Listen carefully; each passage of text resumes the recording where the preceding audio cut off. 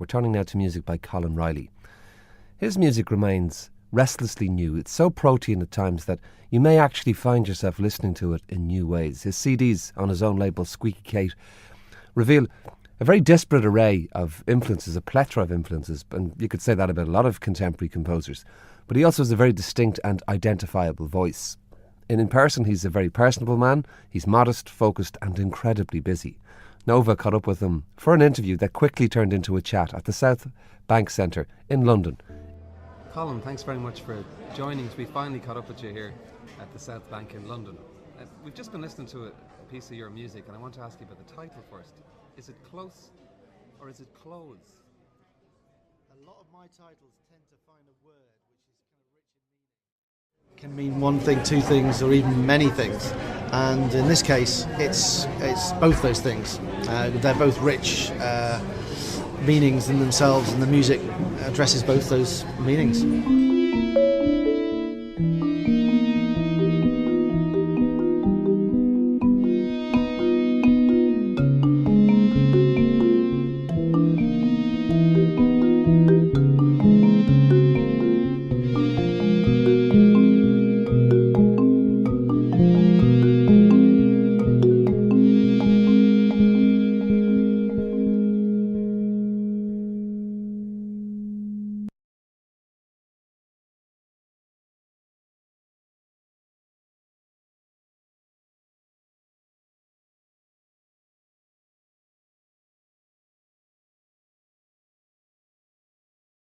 You're driven to be an excellent performer, and actually there wasn't that much scope for composing, although I played in something called the 20th Century Music Ensemble, all the repertoire, and I went into York because I decided I didn't want to carry on that treadmill of being in a practice room 5 hours a day, and I was then trying to work out what it was to be a composer.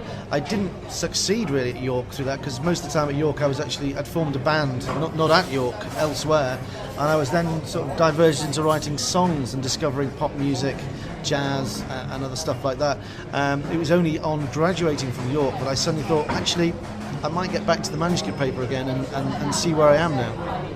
And did you see yourself as any part of school of composition at that stage? Like I'm a minimalist, or I'm a post-serialist, or postman, or whatever. Yeah, postman, I think probably.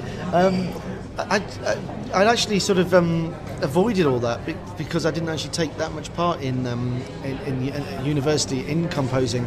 I had a piece played at one of the composers' workshops, which at the time seemed quite savage, and you put yourself up in the firing line for discussion and criticism, and I sort of opted out of that a little bit and thought I'd do it personally myself.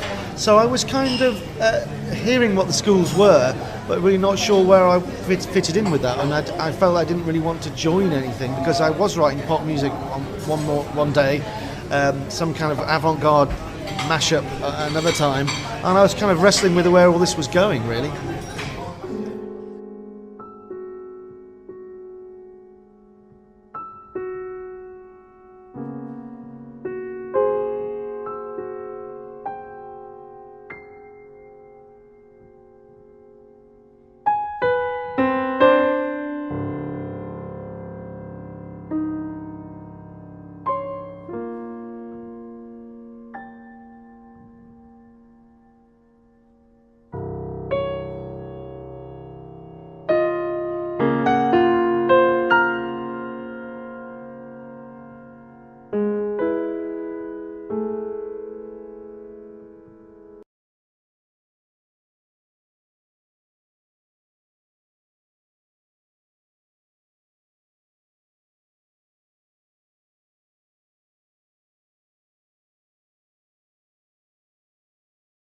Kinds of composers.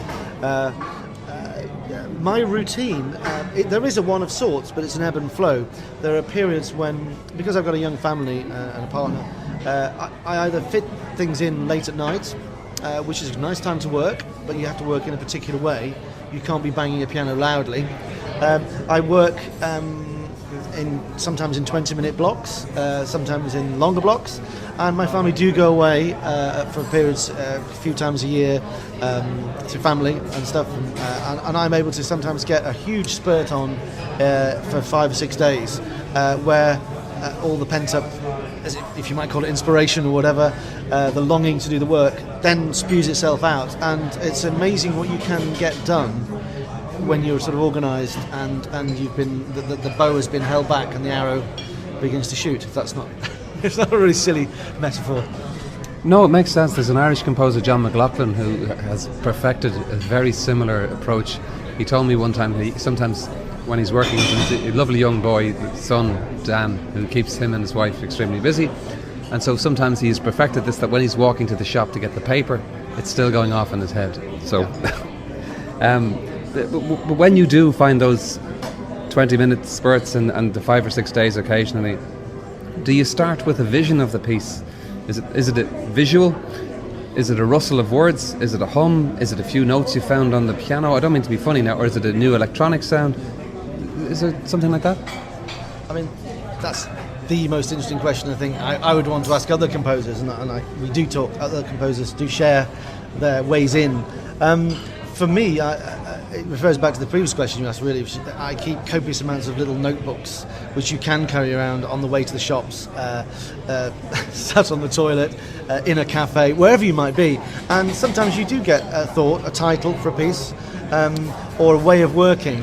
And to me, the things that interest me in composition are a way that a piece might work, and one which is not for the experts only, but might reveal itself to any intelligent listener who wants to hear it, and also creating a kind of world for that piece, which is partly due to the way it works and partly due to the kind of its sound quality.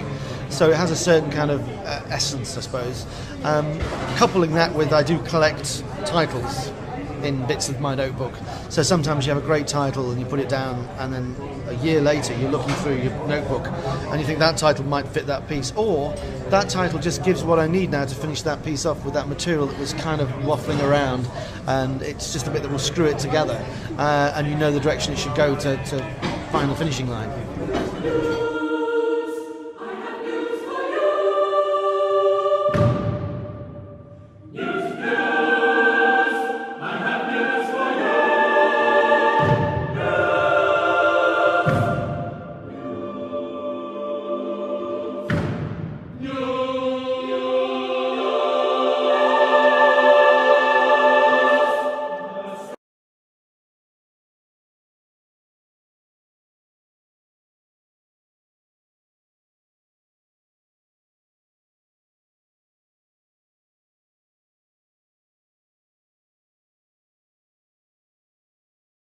But one thing he did say, which is quite provocative, is poetry makes nothing happen. Do you think it's the same true of music?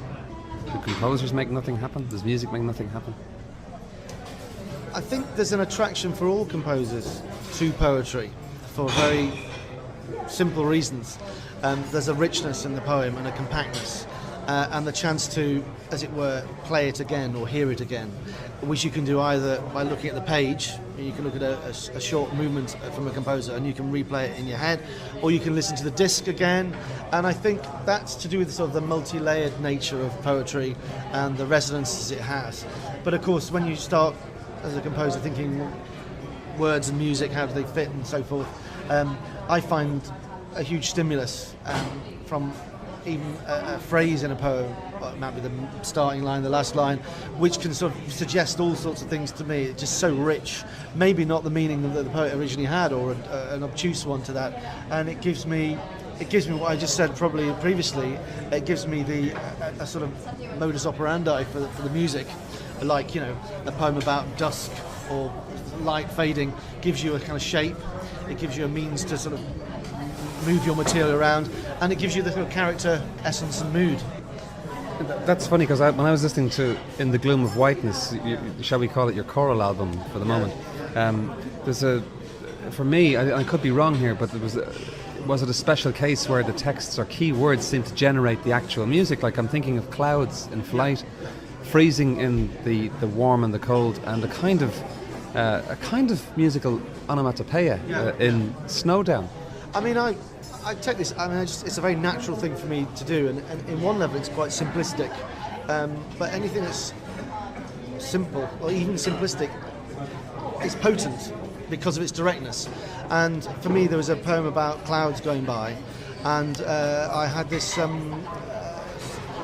spatial element, I suppose, in the piece, where the music was passed from one side of the choir through to the other side of the choir.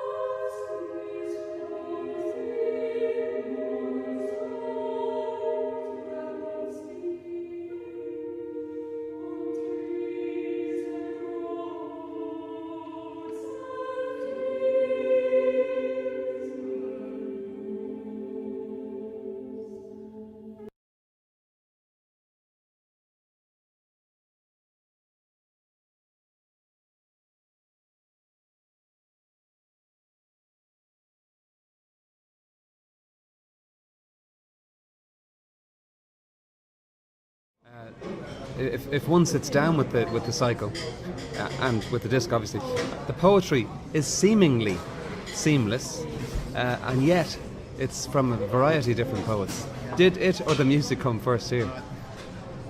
I grew up listening to a lot of Benjamin Britten, and the works that stood out for me, partly because I studied one of them for A-level, I think, works like the Serenade for Tenor, Horn and Strings, Les Illuminations, maybe less so, and Nocturne, but whole heaps of Spring Symphony and all this stuff, where Britten was doing this exact thing, where you have some kind of theme or some kind of feeling about the piece, and you then have this lovely time where you can research by browsing in bookshops, buying my favourite kind of book, the anthology, which does half the work for you, of course, and then whittling down a song cycle to maybe a choice of 30 or 40 poems, whittling it further, maybe to 12, starting work on those 12, of which maybe 10 make it to the end. And then you've got that delightful task of arranging them in a particular order, by which time you're so immersed in the whole process of these poems that the order kind of suggests itself, to do with the way the theme gets kind of rolled out or rolled back in again for the listener.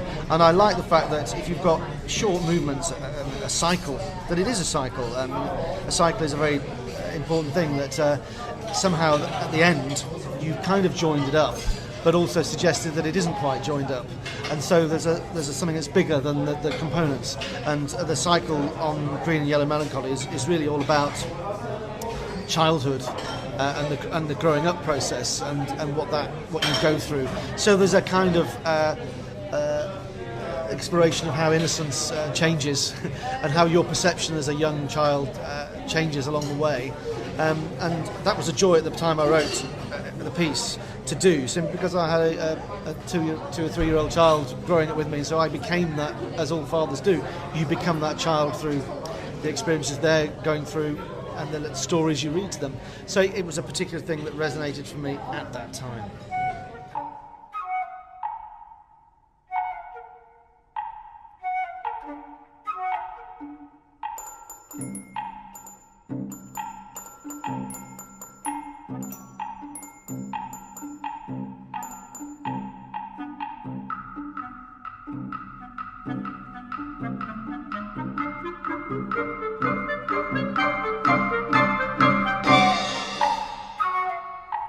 Celebration is daring to be who we are. It's like dancing on tabletops.